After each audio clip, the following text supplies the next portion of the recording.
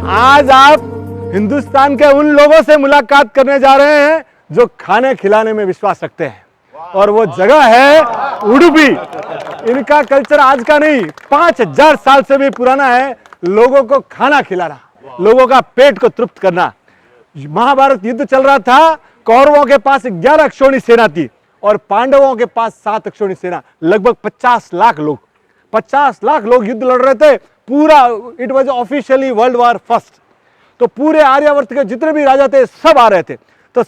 तो जब उडुपी महानरेश उस जमाने के सबसे बड़े शक्तिशाली राजाओं में थे, वो बड़े दूरदर्शी।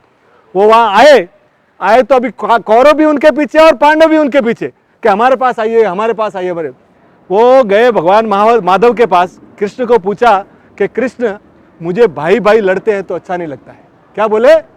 मुझे भाई भाई लड़ते हैं तो अच्छा नहीं लगता, और मेरा नेचर है कि लोग प्रेम से रहे, पर अभी मेरे पास कोई चारा नहीं है। मुझे एक बात बताइए कि ये 50 लाख योद्धाओं का खाने की क्या व्यवस्था है? तो उनको बोला गया, तो उन्होंने बोला कि भाई देखो, पूरी दुनिया में इन दोनों के 50 लाख की योद्धा शक्तिशाली जो पाशुपतास्त्र वगैरह, ऐसे उन लोगों की डाइट कैसी रही होगी? उन लोगों को खाने खिलाने का 2 लोगों की ताकत है, एक भीमसेन और दूसरा आप। और भीमसेन है ना, भीमसेन युद्ध में लड़ रहा है। तो बोले पर आप चालू हो गया। अब वार जब चालू हुआ, पहला दिन हुआ, दूसरा दिन हुआ, जितने भी योद्धा थे ना वो चकित क्या रहे थे कि खाना बन रहा है। आज 2 लाख आदमी मर रहे हैं, कल 3 लाख आदमी वीरगति को प्राप्त हो रहे हैं, पर जितना एक भी अन्न का दाना वेस्ट नहीं हो रहा है। It was the most significant. यार ये कैसे मैनेज करते हैं? इनको कैसे मालूम कि आज 2 लाख लोग वीरगति को प्राप्त हो रहे हैं, ये 3 लाख वीरगति को प्राप्त हो रहे हैं? ऐसे करते करते लोग चकित हो रहे थे। ऐसे युद्ध चल रहा है और लोगों को समझ में नहीं आ रहा कि चमत्कार कैसे हो रहा है। 18 दिन कंप्लीट हुए, पांडवों की जीत हुई। सम्राट युधिष्ठिर का जब राज्याभिषेक हो रहा था तो सम्राट युधिष्ठिर ने बोला कि सबसे पहले उडुपी नरेश को बुलाया जाए।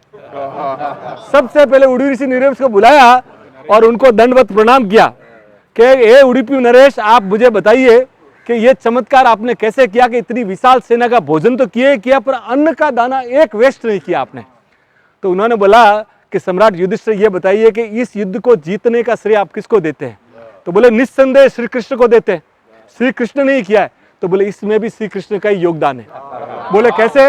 बोले भगवान श्री कृष्ण मंडप में जब बैठते थे, भगवान को मूंगफली खाने का बहुत शौक था।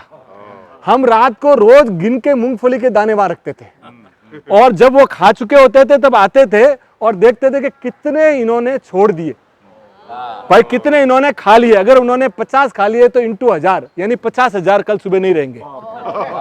100 खा लिए तो 1 लाख आदमी कल नहीं रहेंगे। उस हिसाब से हम खाना बनाते थे।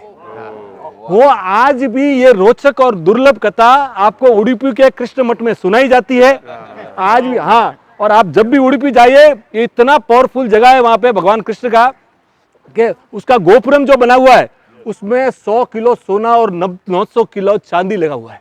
और परमात्मा की बड़ी कृपा है, उसको इन्हीं राजा ने बनवाया था। बाद में माधवाचार्य जी ने उसका नवीनीकरण किया, और आज भी है ना भगवान श्री कृष्ण की बड़ी लीला है। तो बोलो जय श्री कृष्णा, बोलो कृष्ण भगवान की।